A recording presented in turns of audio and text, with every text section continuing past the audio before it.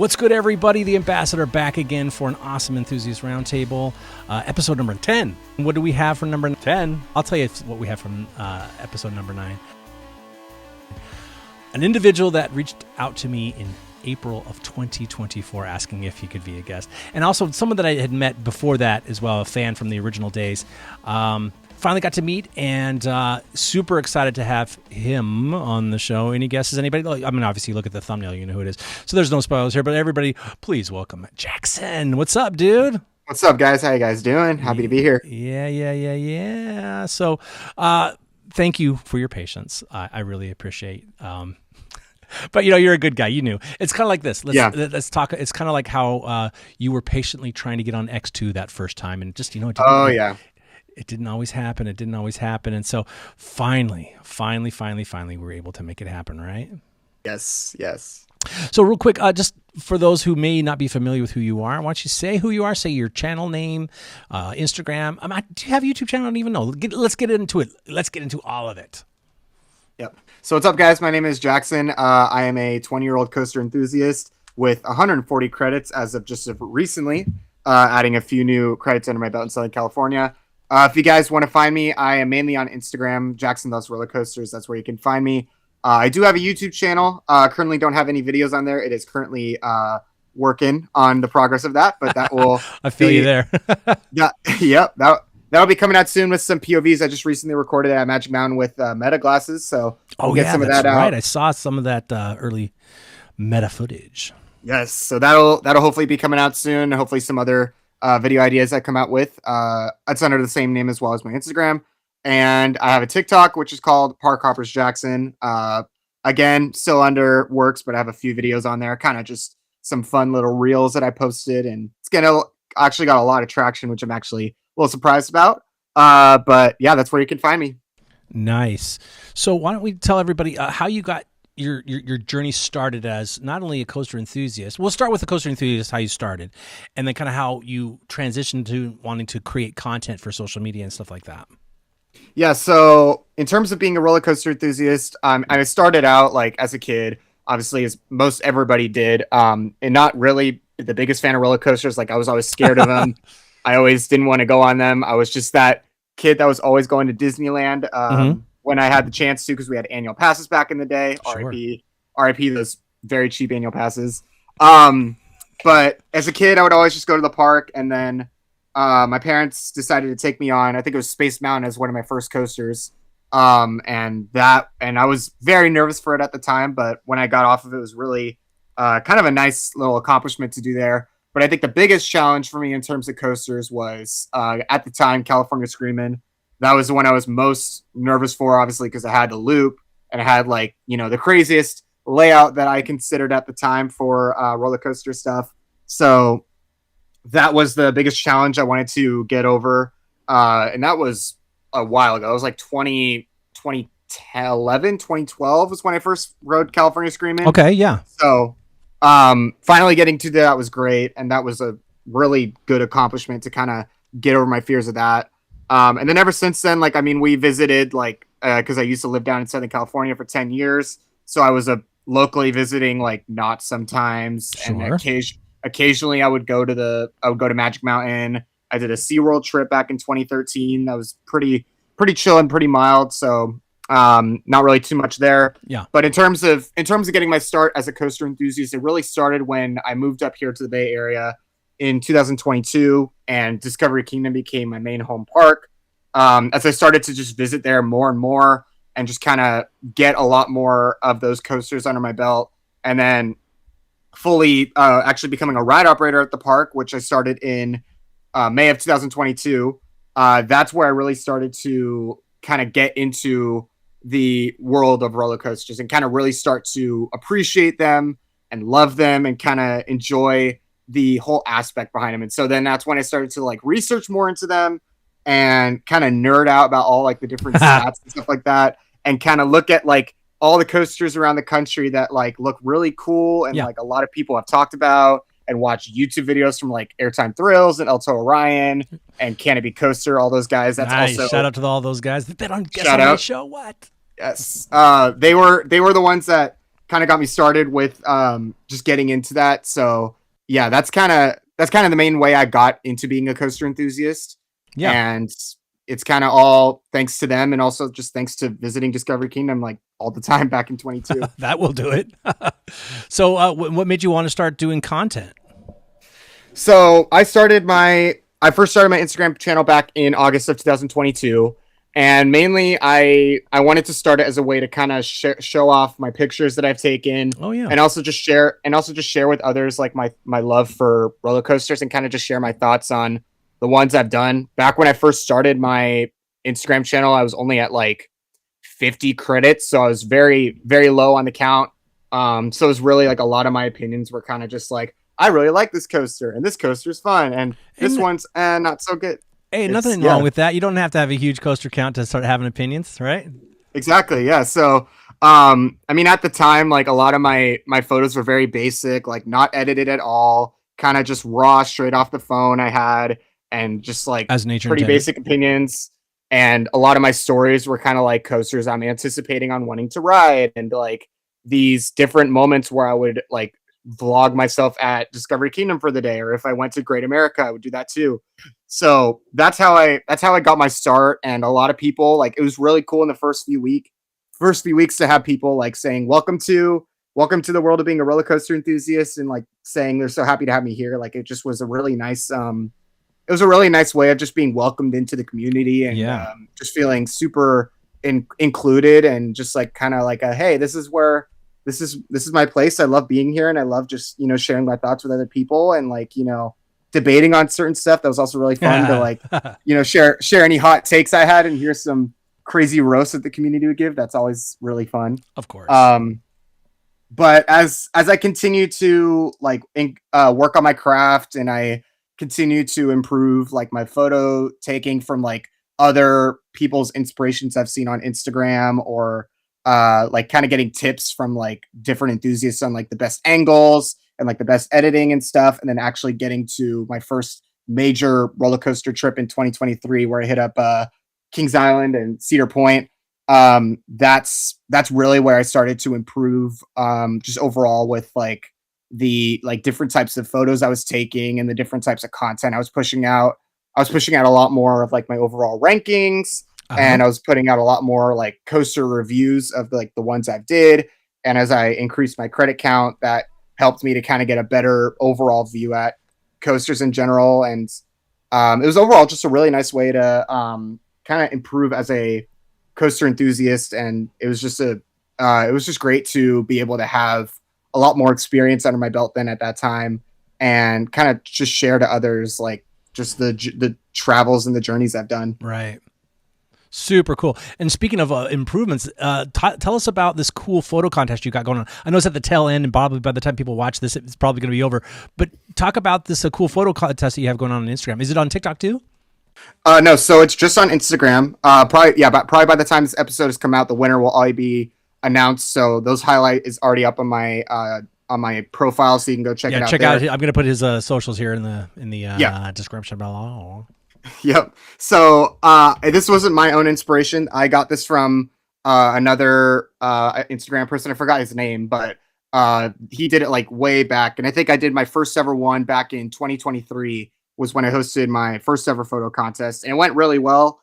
The results were great, and a lot of people enjoyed doing it. So then I did another one, I think back in late 2024, early 2025 was when I did part 2.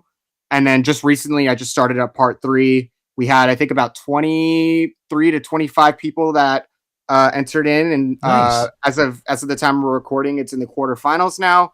So those votes are already coming in. A lot of great contenders. We've got the Coaster Channel on there. We got National Coasters, who is a part of it. We've got shout out.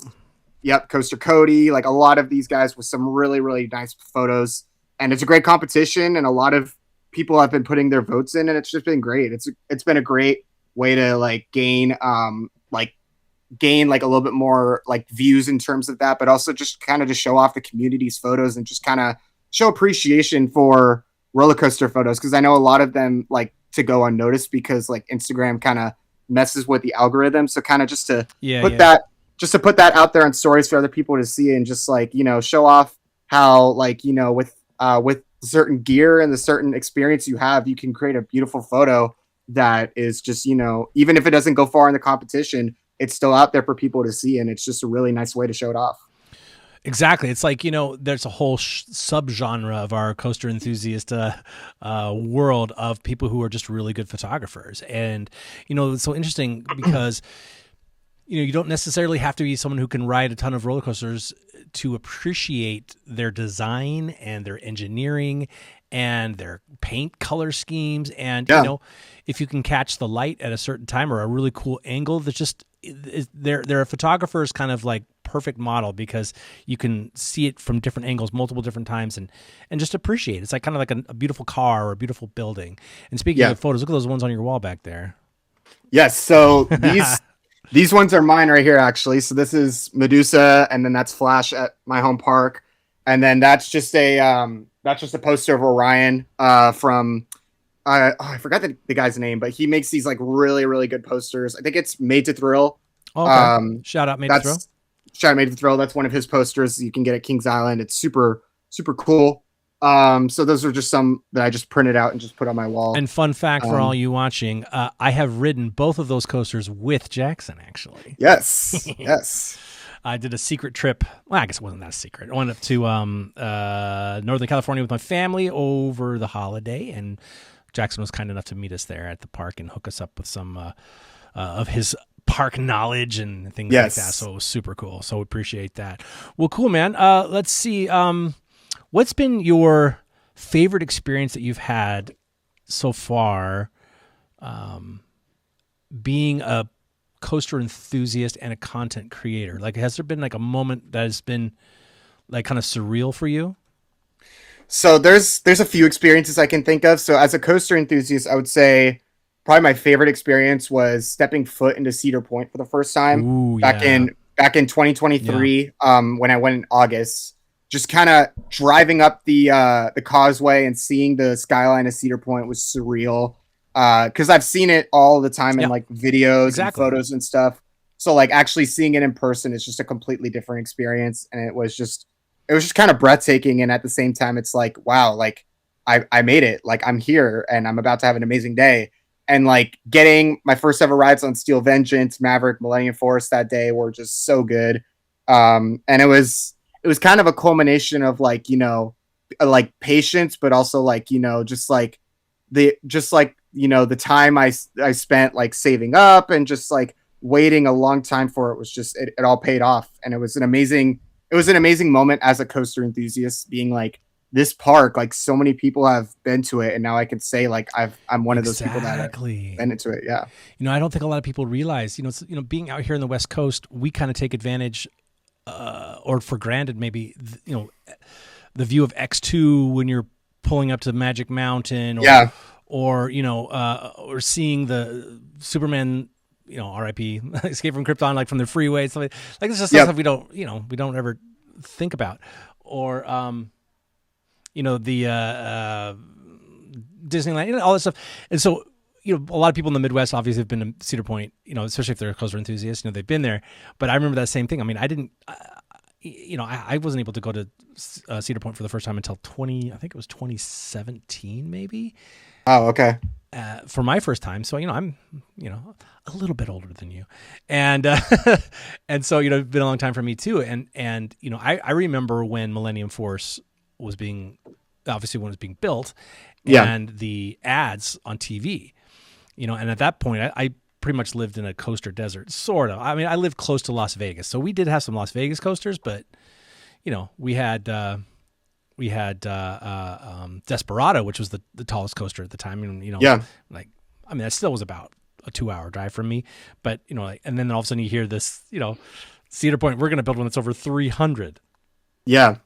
It's crazy. Wild. So, in 2017, when I was finally able to go and just seeing it for the first time, it's like a surreal feeling when you get to go to a park for the first time that you've just only ever seen in videos or, in pictures. And then you finally see it and it's just like, this is wild, man. Mm-hmm. And for me, it was being on the lift hill of Millennium Force. Like when I was finally on that lift hill, I just was like, that view is so good. Yeah. Just like going up that high and like seeing Lake Erie just around you, and like if it's a clear day, being able to see Canada, like that's pretty cool. Yeah, but after that, I thought the ride was pretty boring. But that's just my hot take. That's fair. That's fair. I would honestly agree. After the first drop in the overbank, it's kind of. I know that's gonna make a lot of people mad, but it was for me. I was like so disappointed, but whatever. I was just happy to be at Cedar Point. Has there been any other park where you've had that experience yet? Like where it's something you just were so excited to go? Like I don't know, Gilroy Gardens or something like that. No, I'm just kidding. Yeah. I would say another park that I was really excited to get to was back in 2024. I hit up Busch Gardens Williamsburg, and that was a really cool park because I haven't even been there yet.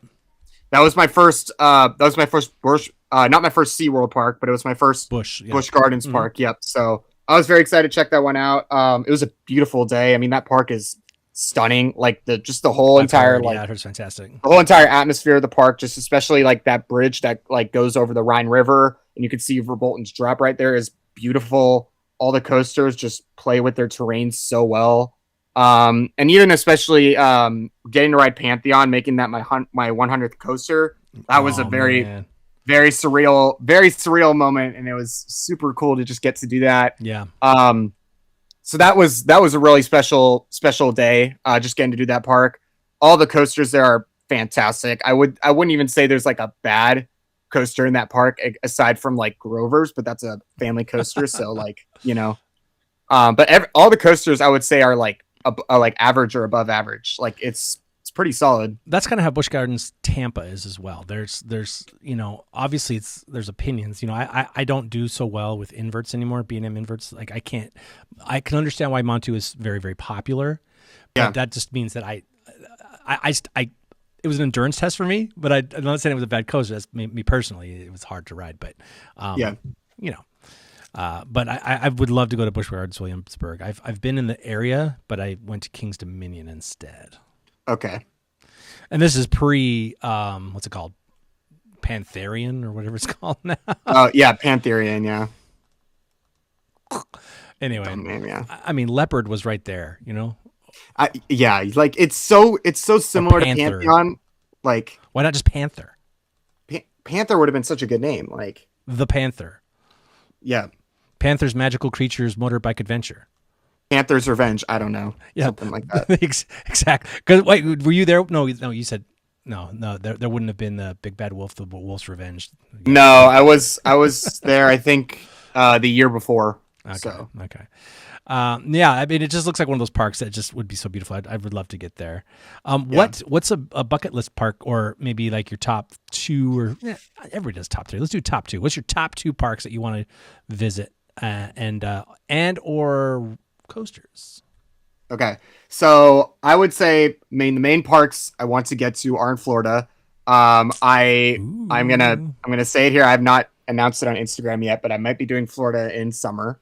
Heck so yeah. very, very excited for that. So I'll say one park for Florida that I really want to get to is, I would say, Islands of Adventure. Oh yeah. I think that I recently got to visit Universal Hollywood for the first time. That was a great park. I think with as of Hollywood, like 3 days ago, or maybe 2 days ago as of recording. As of recording, it was 2 days ago, which was it was super fun. It was a great park. It was cool to experience it for the first time, and I'm super excited for Hollywood Drift when that opens up. I will 100% be getting out there for that. But for sure for Florida, I would say Islands of Adventure. I mean, especially the top two, like Velocicoaster, like I easily could see that being potentially my new number one. Like I very easily could see that dethrone Steel Vengeance is just my number one right now. Okay. So that's a bucket list coaster right there. And I've heard Hagrid's is a really good family coaster. Take the word family out of it. It's a good coaster. It's a great coaster. Yeah. Yeah. Like I don't like the subcategory. A lot of people go, "Oh, it's a great family." It's like it is a. I would put it up against some other roller coaster, like Super One, because it's fantastic. Yeah, I mean that coaster just looks like really amazing. Like the theming, the whole like elements of that 7 launches. Like it's a long ride. Like it would definitely be like up there for my list. And even like the other supporting rides, like Hulk, Spider-Man looks like a really good dark ride that I really want to try out. And the 2 water rides, the log flume I'm thinking of with that little hill at the Dudley end. Do-Rights. Dudley Do-Rights, and then Ripsaw Falls or whatever that one. Popeye ones. Yeah, I think so. The Popeye one would get you. I mean, they both get you really wet, but the Popeyes is like whoa. Yeah. So those are both like water rides that look really cool. Overall, that park just looks really, really good, and I would really love to experience it, especially after visiting Universal Hollywood. Yeah, and then solid. And then for a second park, I'm gonna head over to Pennsylvania, and I'm gonna shoot out Hershey Park. Hershey, wow, look at that. Yep. It's another one of my bucket list parks that I haven't been to yet. Yeah, I would say. Correction, I've been there when I was really, really, really, really, really, really, really, really little, but we only did the chocolate tour. Okay, gotcha. I would say all the coasters there look really good. I think Sky Rush looks just really cool with that. Like, obviously, the new restraints it got in 2024 should make the ride a lot more bearable. Wildcats Revenge looks like a really solid RMC. Yeah, that's my favorite. And I'm interested to try it out. I've heard a lot of people say it's like really intense, and it's got some really good airtime. Storm Runner looks like a really good hydraulic launch. I definitely want to try that one out, kind of just to see because it has the extended layout. It's like it's a weird Intamin heaven is what Hershey Park is. Yeah. I mean, yeah, it's got 3 Intamins. It's because it got Storm Runner, Fahrenheit, and Sky Rush. So Great Bear. Great Bear's B&M. Great Bear too. Shoot. B&M. Get in the comments. Sorry. But yeah, that park looks really cool, and I would definitely love to check it out. And I think that a lot of the coasters there look really interesting. Like, it's kind of more of like the interesting factor for those coasters. But I think a lot of like their different aspects, especially their boomerang, I think would be really cool as well with like the vest restraints and all that. Yep. I think that's a park I would love to get out to at some point. Same here. And I had a sister that lived nearby in a place called Harrisburg for years, and I just never made it out there. Okay. But speaking of Universal Studios Islands of Adventure, the one thing that you'll notice right away is that our little Universal Studios Hollywood is great, but it is so landlocked. It is so small. Exactly. Comparing, when you do get there to Island, you'll be like, "Whoa, this is wow." Okay, there's so much. It's so much space. Yeah. And I would recommend if you can, try to get a I forget what it's called, but so you can go into Universal Studios Orlando as well. Okay. Because the Park Hopper, whatever it's called, because you got to be able to ride the train. The Hogwarts Express. Mm-hmm. And you don't have to ride that, but it's cool to go back and forth so that you can experience Diagon Alley, which is just, it's mind blowing. Diagon Alley is great. Yeah. Yeah. And just for the theming alone. And then, the Escape from Gringotts roller coaster is really cool. Speaking of intimate, it's really, really cool. But I think that you'll really enjoy Hulk. It's pretty awesome, and it's really pretty to look at. The thing about Velocicoaster, I got to ride it for my first time. Again, I had to take a clandestine trip to Orlando back in. Okay. I took a trip back there in October, and sorry to all my people who work for me, I went to Orlando in October and didn't tell anybody. Nice. And I didn't post anything on any of my Instagrams because of that. Okay. But anyway, Velocicoaster is like just one of those things where you look at it. Like you said, you've been to Kings Island, right? Yes, I have. So like Orion, you just look at Orion, and you just look at how it's built. You look at the station. You look at just like the control, just everything about it. You just go, wow, this is just built so well. Yeah. Yeah, exactly. And that's how I felt about Velocicoaster. Obviously, just taking away from the ride experience, but just the queue, the theming, the way that the queue building worked, the way that the multiple trains, it just, to me, I was so fascinated by that. Yeah. And then, the ride experience is really, really, really good too. It is the onboard audio and all that different stuff. I wasn't as captivated with his Mosasaurus roll as everybody makes it out to be. And I'm not saying that's not going to be your experience, but I was, I thought I was going to die 1,000 deaths, and you thought you were gonna be blown away by it. And I wasn't. I actually liked the stall better that happened right before it. But and actually, I know you haven't been to Busch Gardens Tampa yet, but the death roll on Gwazi, I thought was more of like a whoa. That's fair, yeah, because you have a lot. Especially if you're in the back, you get a lot of like whip going into that, and you're going down doing it. Yeah, and you're facing down when you do Instead of, I'm like, hey, Mosasaurus. Listen, I'm not saying Mosasaurus roll wasn't good. It was good. It wasn't like, it didn't blow you away. It wasn't the second coming of Anton Schwarzkopf, if you know what I'm talking about. So yeah. But cool. Well, that's awesome. Is there a park like in outside of the United States that you'd like to visit? There's a lot. I'll keep it pretty brief, but I'll say like two. No, I'm just kidding. You're good. Keep it as long as you want. Okay. I'll shout out three that I'm interested in. The first one I would say is Europa Park. I think I've heard a lot of really good things about that park. Obviously, it's won the Golden Ticket for many years for being like one of the most beautiful parks out there. I was interested in it before they got Voltron, but now that they have Voltron and there's been like a lot of like rave reviews about it, it's very intriguing. People have said it's one of the best mock coasters out there. I mean, I can see why. The launches, the inversions, the airtime, there's just so much to it as well. You know, it's like exactly. It's almost like the rise of resistance of roller coasters. Yeah, especially the fact that they can run so many trains on that like ride at once, and you just see them all like going around the track and like kind of crossing over one another is like really cool. And then even like the other coasters of the park, like Wodan, Blue Fire, Silver Star, all of those look really cool.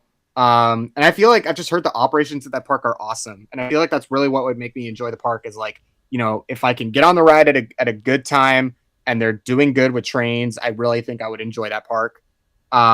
So that's definitely one I'd love to visit if I ever make it out to Germany at some point. Mm-hmm. And then another one I'm interested in, I'm going to shout out a Japan one. I'm going to say Fujiku Highland, obviously with all of those coasters there. Obviously, I've heard like the struggles they've had with their operations, especially like their, you know, with Ejinaika's little dance you have to do before you get on the ride. All the stuff with the lockers, not being able to choose your row. That can be very frustrating. But I definitely think like with Ejinaika, Fujiyama, and Takabisha, like all of those like just insane coasters with like all of that stuff, I feel like I would just be blown away with all of that. I've heard good things about Zokon too. Actually, no one really talks about Zokon, but I've heard. Zokon looks like a good motorbike coaster. Obviously, it's got the spike. They kind of compared it to Hagrid's a little bit, just like on a lower scale. But I feel like that park. I feel like if I have a good, decent day at that park, I'd like it. But really, again, it just kind of depends on how the operations at that park go, and like if there's anything that happens during the day that could potentially make the visit like worse than I would like it to be. Well, the good news is there's been a lot of content creators in our community that have been there and have posted a lot of very helpful tips on how to make the most of your day when you're there, and then you just pray for a clear day so that you can see Mount Fuji. Yes. But that's cool, man. I'm so stoked on that. Let's talk about the latest news. I know, you know, we've got a lot going on, and it's so unique. I was talking to the last guest on episode 8 about. It just seems like every major ride that was being announced here in at least the West Coast has been delayed. And, you know, but we're finally starting to see things happen. Tell me your thoughts on what's, you know, obviously we know a little bit about what's coming to Magic Mountain, but what do you know and what do you think? So, I mean, first off, I just want to say you and America's Coaster Network have been doing a great job covering it. So no, I'm serious. You guys have done a great job covering it, and it's been really cool to just see all the progress and like all the stuff that's come out about it. Mm-hmm. So that's been very cool to watch.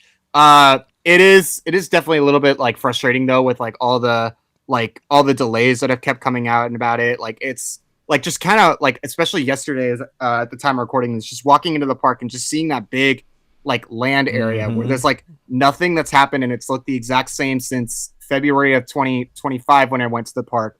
It's just kind of like, it just kind of leaves you like, really? The only thing that's changed is like grasses and weeds have started to grow.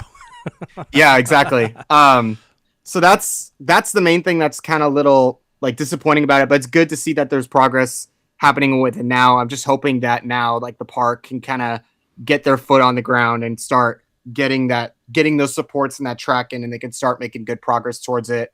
I think and I'm so. hoping. I know that I haven't been there recently, but some people have reported that the land movers have been moving land actively Okay. now for the last few days, which is great. They probably weren't when you were there just recently, as of like yesterday or like a couple hours ago. And Yeah. but I have seen videos of them of moving some dirt around and some new. I don't know if they're new markers or as in they've just replaced them and put newer flags on them, but some markers have gone in that are visibly, you go, those don't look sun faded anymore. Okay. So that's great. And a little birdie, get it, has Mhm. told me that probably at the end of April, we're going to start seeing some Okay. stuff that's going to make us excited. It's exciting for sure. So, yes.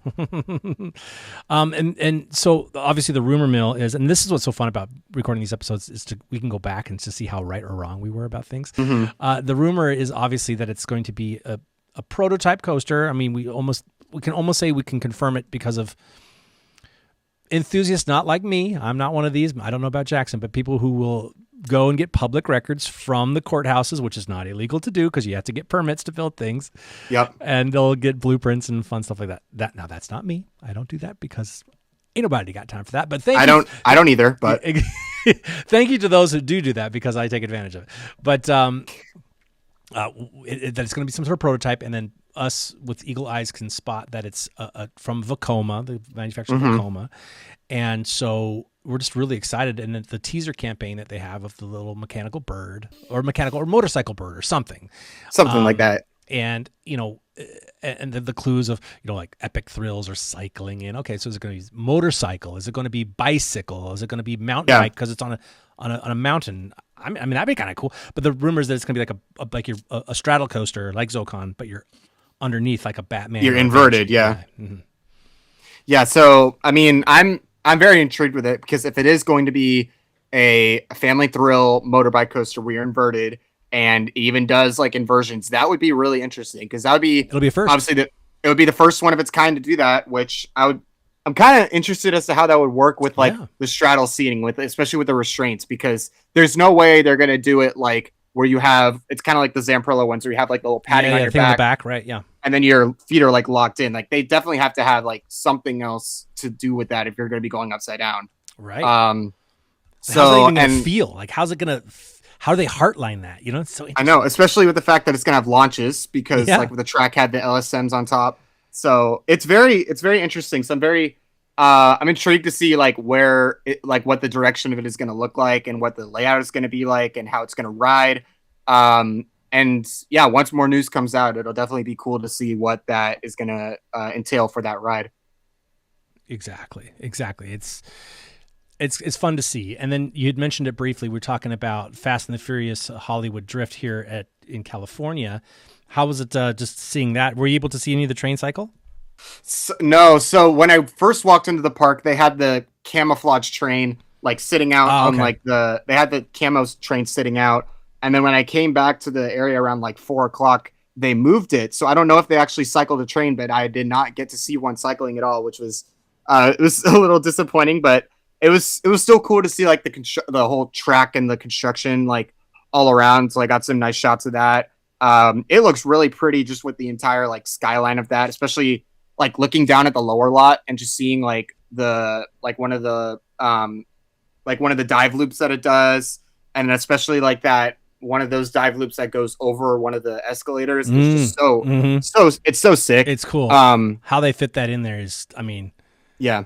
Goes back to what we were talking about taking photos. It's like, even if you're not a fan of roller coasters, but you're a fan of just engineering and just building and design, like how they were able to build that entire thing on a hillside is super cool. It's so cool. So, I do wish I could have seen a train cycling, especially because like it would have been so cool to see like the cars drifting and like the spinning mechanism of that would be just so cool to see it like go through the course like that.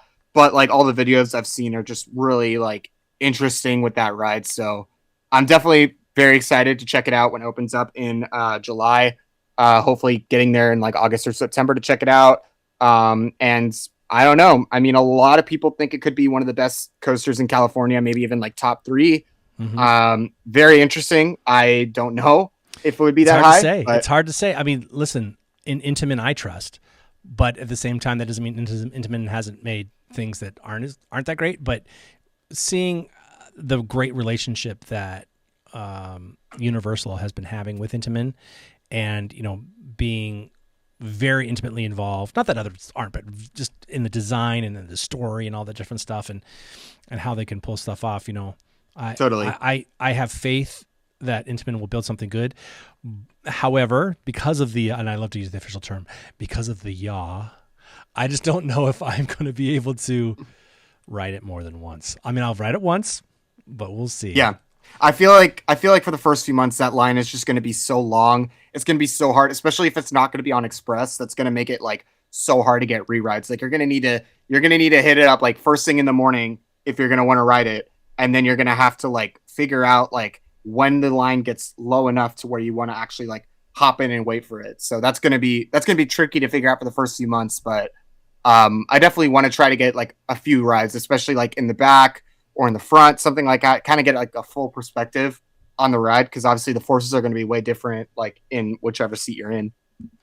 Yeah, I think you're right. And, and as I was looking at videos, I haven't been there in person yet, but as I've been looking at videos, it's interesting to see how the trains are connected too. I didn't really think about that, but it really is just like a bar. I don't mean to downplay it. Obviously it's safe and it's obviously engineered like very safe, but it's interesting to see that it just looks like a bar, just like towing the other car. It's so interesting. Yeah. It's super, super cool though. Yeah, and then they're going to build that clone over at, speaking of Orlando, they're going to build a clone and they're calling it basically the same thing.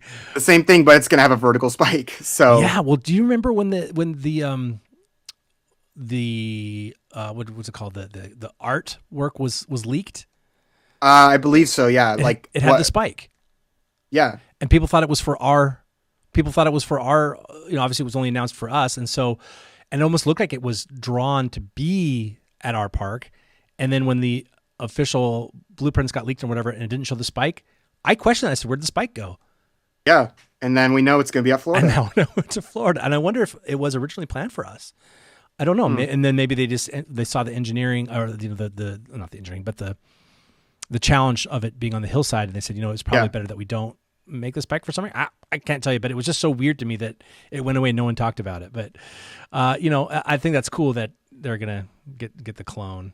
I don't mind that they're calling it Hollywood. I know a lot of people are having an issue with it, but it just got like, I understand it. Like it's like, it's Florida. It's not Hollywood, but like at the same time, it's like, what other name would you come up with for something like that? Like that's kind of the I mean, they could have been like drift around New York. Okay, but I don't think any of I could be wrong. Get in the comments. Did any of the Fast and Furious take place in New York? I don't know. Off the top of my head, I can't remember. Right. And it's like, this just in, everybody. Skull Island doesn't really exist either. So who cares? I mean, it doesn't matter. I just think it's cool that you're getting a ride, and at this point, the names of rides just start becoming ridiculous. It's like, bring back shorter ride names, in my opinion. Yeah. Like these Medusa, long names are. Look at your hat, Medusa. I mean, boom, great name, easy. Yep. Here's a question I've been asking a lot of people: what's your favorite name of a roller coaster and why? Ooh, that's a good question. Gosh, there's a lot of good names out there. Okay, I'm trying to think of a few names. Like obviously, like the very generic names are ones I'm not going to choose. So like roller coaster at Lagoon, like roller coaster at Lagoon, or like even like Colossus at like same park as like, and even like Twisted Colossus. Like it's I get the name. Like obviously Twisted Colossus being branded off of Colossus, and you like twisted because you're going upside down. It's just like that name just feels very generic. I would say for my favorite name I have, I honestly think I would go Time Traveler. That's solid. Because obviously it's based off of like the time with the clock and everything, and like you're traveling through time with like the spinning and everything and all of that. It's a very like Herschend did a really good job with that name, and I'm honestly really like big fan of that name just with the theme and everything. So That's honestly the best one I can think of right now. But obviously, like, let us know in the comments if there's any other ones that come up, because off the top of my head, I can't think of any other good ones, but I know there's definitely like some good ones out there. That's solid, because they could have said the Time Traveler, the ride, and I'm glad they didn't. You just get to Time Traveler, because we get Batman, the ride. The ride. And I've shared this on other shows too. So shout out to those who are watching more than one of my episodes and says, hey, you said that on another episode, because that means you're a fan, and thank you so much. But I'd say that I think the best name for a roller coaster is Revolution, whether it's the classic Revolution or the new Revolution. Okay. And here's why. Not only was it one of the very first modern steel coasters to have an inversion, it was the first one, just by a few weeks, but to do an actual normal loop. Corkscrew was the first to do an inversion, but anyway, so that was a revolution. But what do you call a circle going into a circle? It's called a revolution. Oh, okay. Yeah. And it started a revolution in steel coasters. That is true. That is true. I think that's a fantastic name. Yeah. The worst name, Montezuma's Revenge. Yeah. That's what happens when you eat too much delicious south of the border food. I would even say like the new one they're coming out with, like Montezuma, like Forbidden Fortress or whatever. Even then, Fortress. Like that's like that's just too long. Like, yeah, it's long, but it just why did you name your coaster out of? I get you put ZOOM like Zoom. Yeah, but it's still diarrhea. Also, same park, why would they name their Wild Mouse Coast Rider when they literally have Ghost Rider? Like that, like I hear so many people making that like comparison of like, hey, let's go ride Coast Rider, and like, oh, you mean Ghost Rider? And I'm like, no, I'm like Coast Rider, and like that one is like, oh, okay. Yeah, but the problem is no one ever says let's go ride Coast Rider. No one has ever said that in the history of the exactly, yeah. That's the only one of those things where the rumors are true. It's not a great ride. Oh yeah, 100%. I remember I was taking my nieces there a couple Thanksgivings ago, and for the first time, and they wanted to ride it because they wanted to get all the credits.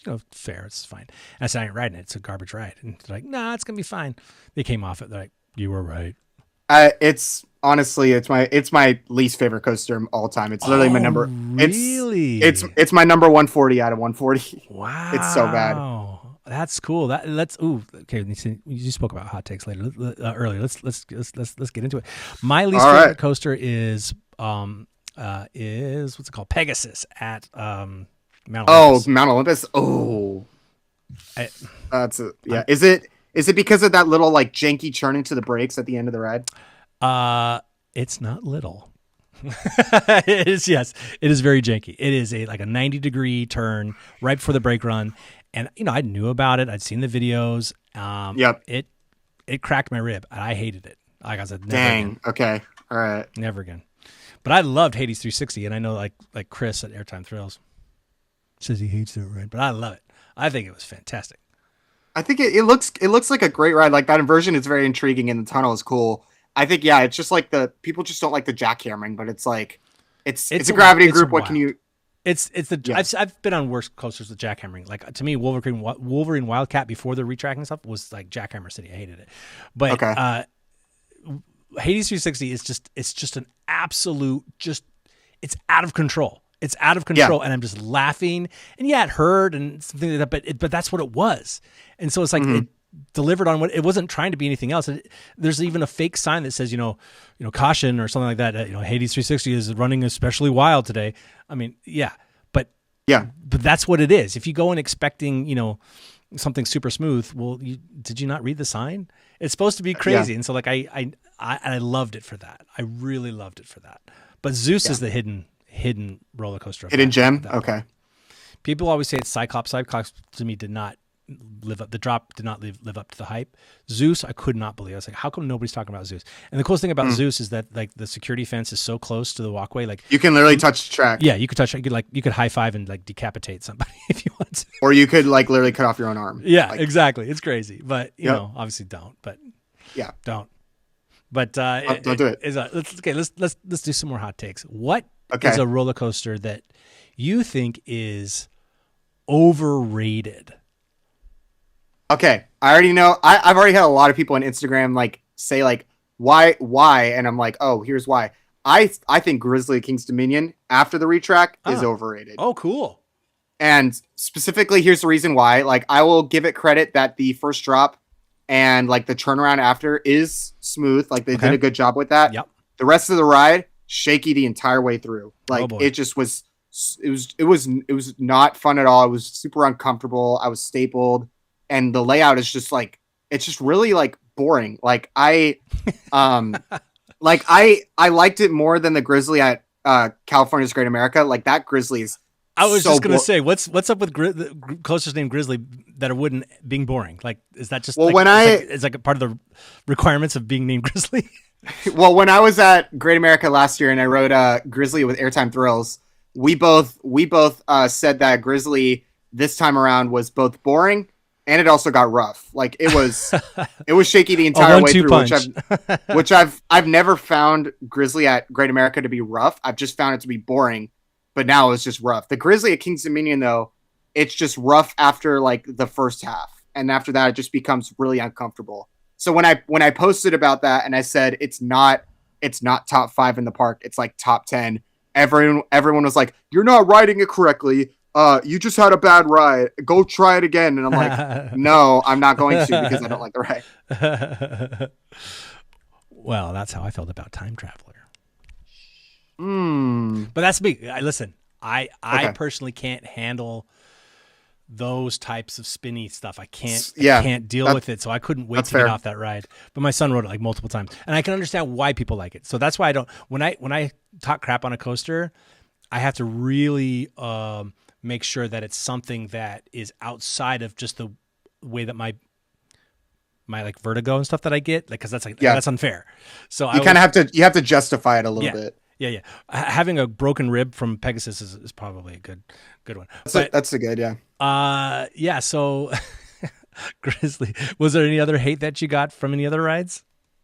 I mean, I've mentioned a lot that I think Joker is a very underrated RMC, and I think it's better. It's better than a lot of the other ones. Now, granted, I haven't been on a ton of them, but I mean, I can think of like, if I went on other RMCs, I can think of some I would like Joker more over. I'm thinking of like New Texas Giant, Twisted Cyclone, Storm Chaser, and like I'm trying to think, even like potentially even maybe Outlaw Run. Like, there's just like, ooh, see, this is what we're talking about. This is great. And I don't think it's as bad as people say. I came out when I rode that for the very first time. I came off and going, this isn't as bad as people are saying it was. I think what it is, I think it's just people kind of get the RMC fatigue. I think it's just one that people, because of where Discovery Kingdom is located, it's not like, I mean, obviously San Francisco and that Bay Area is very, very populated, but I just don't think you get very many coaster enthusiasts heading out that direction, if I'm correct. So I think that's the reason why it kind of gets, people say, because they don't think about it. But having ridden every single one of those other RMCs that you've mentioned, except for Storm Runner, I can tell you that, let's see, Wicked Cyclone over Georgia was, I would say, about the same. It was about the same. Outlaw Run is better. Outlaw Run is awesome. Okay. Is it my favorite RMC? No, but it's so cool because just the history of it. It's just and just it rides that's so fair, cool. Yeah. What was the other one that you mentioned? I said New Texas Giant. New Texas Giant is it doesn't feel like an RMC.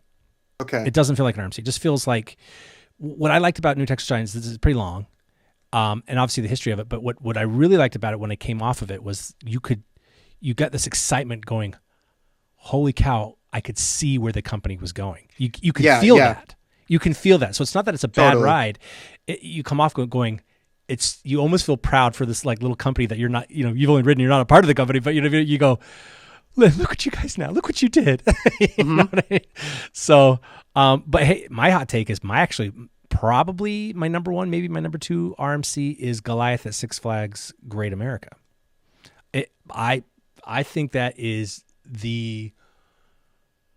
I think this is perfect. People go, oh, it's too short. I go, no, it doesn't waste a second of track. Yeah, I will admit, like, that first drop is amazing. Like, the back row, first drop, so good. That stall is probably my favorite on RMC. It's so good. It's so long. That hang time is super, like, sustained. The airtime hill is one of the best there is on an RMC. It's a very great sustained airtime hill. I think the main thing that I wasn't a big fan of, and I know like obviously you might have a different take on it. I just thought it was really bumpy.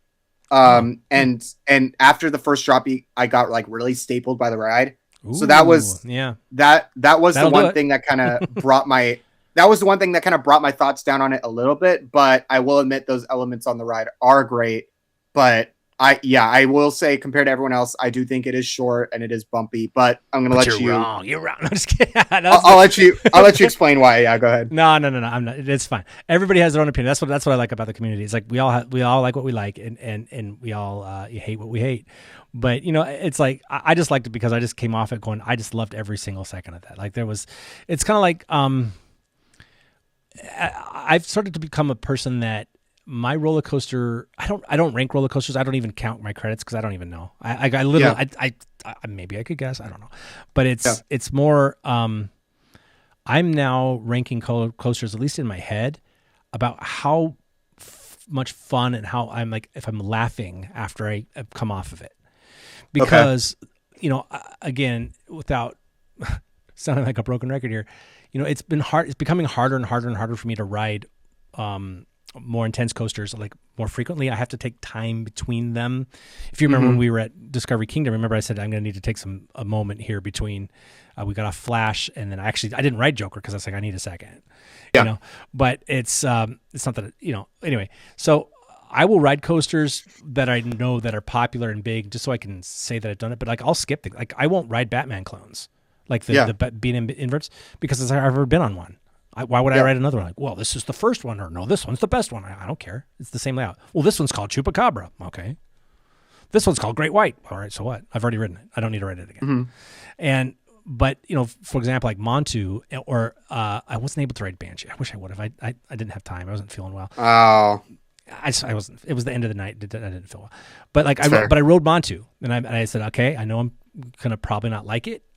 Because it's going to make me very dizzy and I'm going to feel sick afterwards, but I need to see what's so good about it. And I did come off of it feeling fine, a little bit dizzy, but I knew why people liked it. And that's why I like to give that kind of shake to, every ride. So, with Goliath, because it is so short, I came off it and I wasn't sick and I was laughing and I was smiling and I was happy. That's why I think right now my number one coaster, and I don't mean like overall coaster, I mean, but the coaster that I've ridden that's made me laugh and feel giddy like I'm a kid again is Pipeline at SeaWorld Orlando. Okay. That gimmick works and I was just giggly and laughing and it's a smooth ride, which is weird because the other newer B&M in the park, Penguin Trek, is terrible. Okay. But maybe Penguin Trek has overtaken my least favorite coaster. Maybe it has. Yeah. But Pipeline, I mean, if you get, I know you're only going to be at Orlando for so long, but if you ever get back there and you get to go to SeaWorld, dude, Pipeline is so fun. It's so fun. That aspect of just like when you hit that airtime hill and you just jump up, like that looks so cool. And, I didn't know how it was going to feel. I didn't know if it was going to be scary. So for those who may be unfamiliar, I sound like El Toro Ryan. Pipeline is a stand-up coaster, but it's made by the same company that's made, the other ones like Riddler's Revenge and things like that. But they decided to change some elements about it. Maybe they got feedback or maybe it was their own feedback. Who knows? That those type of rides can be uncomfortable if you don't ride them properly, meaning that the restraints can like lock and maybe you're down too low or maybe you're up too high and you're basically like bicycle kicking the whole time, which is bad times.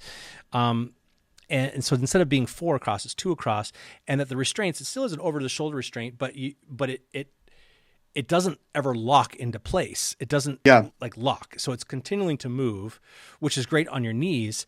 But I guess what they didn't announce to anybody until the first riders went on it is that, oh, by the way, when you do airtime hills, it's going to keep going up. Like your feet come off the surfboard. It's wild. And that sounds like it could be scary. And I understand that it sounds like it'd be scary to people.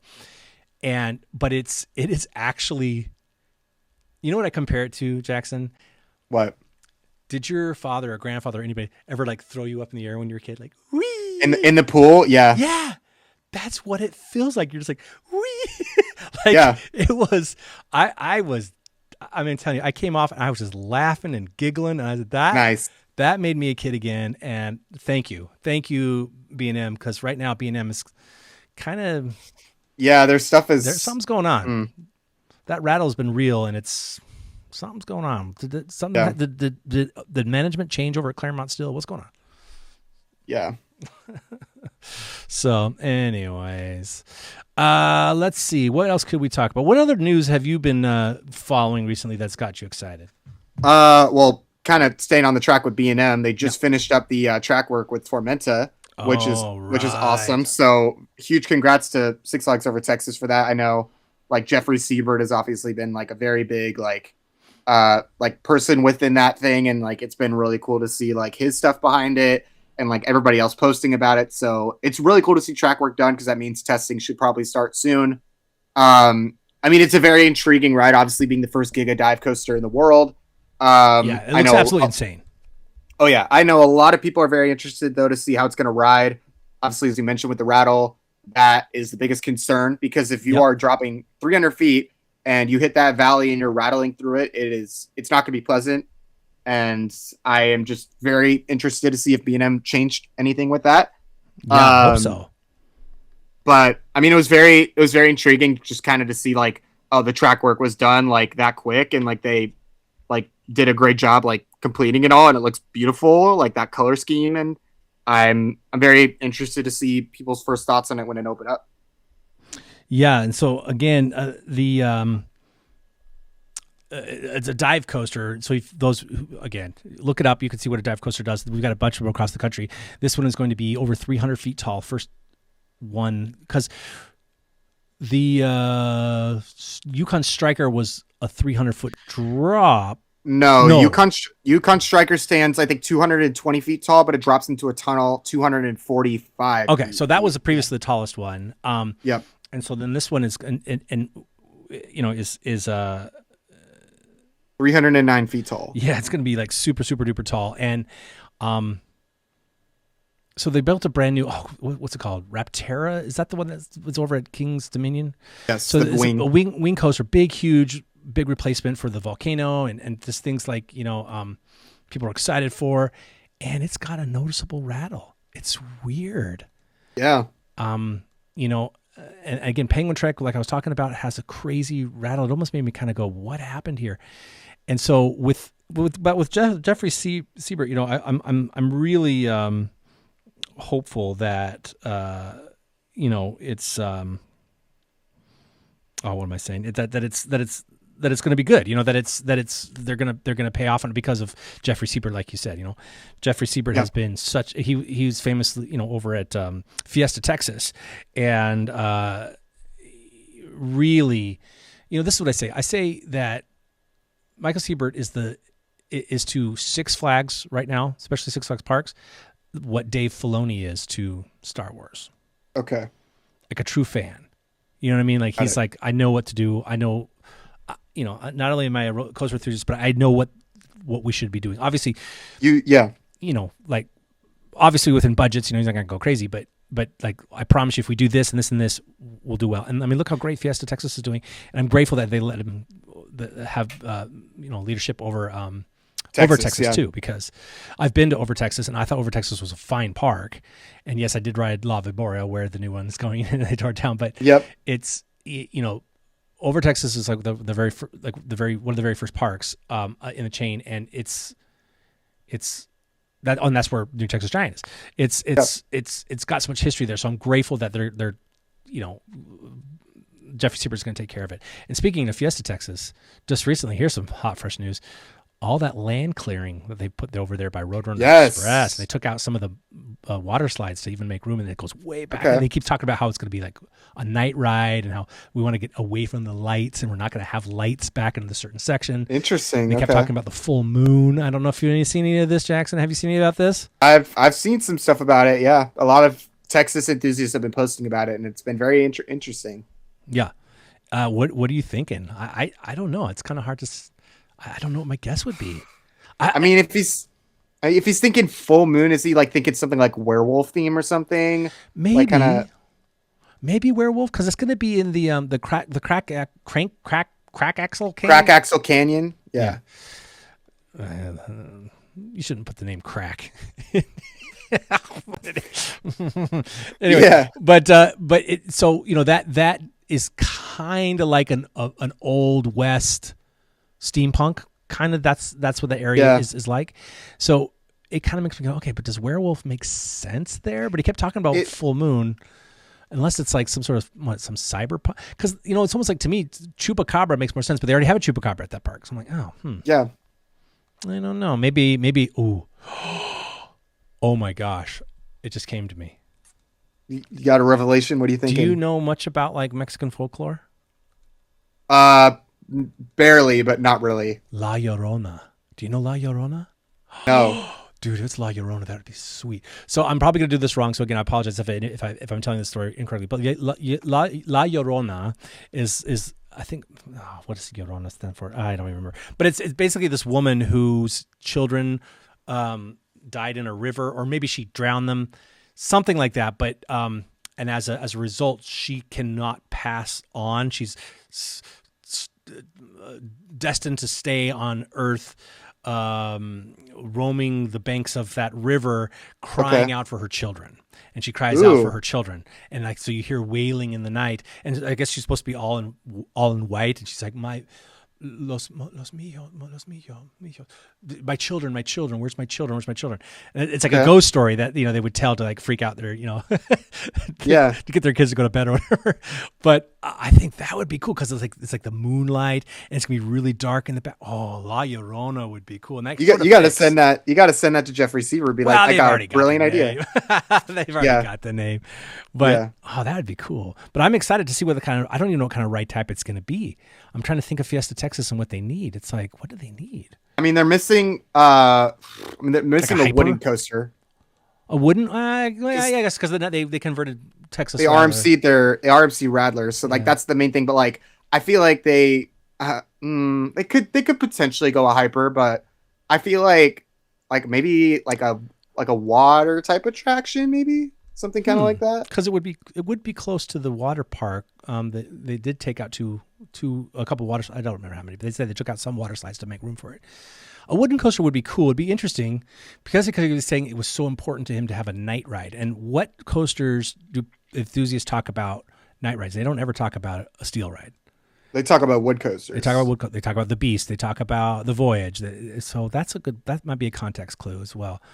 But I'm thinking, what if it was like what Magic Mountain's going to get? What if they get what's it called, the Thrill Glider, or whatever it's called? The Thrill Glider, the motorbike thrill, whatever. It could be interesting. Good. I don't know. It could be Vekoma in Six Flags since the mergers happened has been. I don't know. Yeah. Anyway, well, hey Jackson, thank you so much for coming onto the show. I'm so grateful that you again were patient, and I'm glad to have you on. You're a great guy, and you're doing great things over there on Instagram and TikTok with the photography thing. Shout out to the person who you originally borrowed the idea from, but I think it's great that you're doing it. It's got a lot of engagement, a lot of people excited, and and open up that world to people who, again, you may not realize that your passion for photography can overlap with the passion for roller coasters. So go check out Jackson's page. Again, all the things are going to be in the description, all his socials. Here we go. Let's cut to him. Go ahead and do that again. There he goes. Down there, yeah. Smash the whatevers and the follow the whatevers. Again, just thank you so much for coming on. We appreciate you and can't wait to get you in the studio in person one of these days. We're going to have a true discussion. It'll be fun. Yes. So let's see. Any final things that you'd like to say? Not much. I just wanted to say once again, thank you for having me on. It was a pleasure. Really fun to get to just talk about like my journey as an enthusiast and kind of just chat about roller coasters and stuff like that.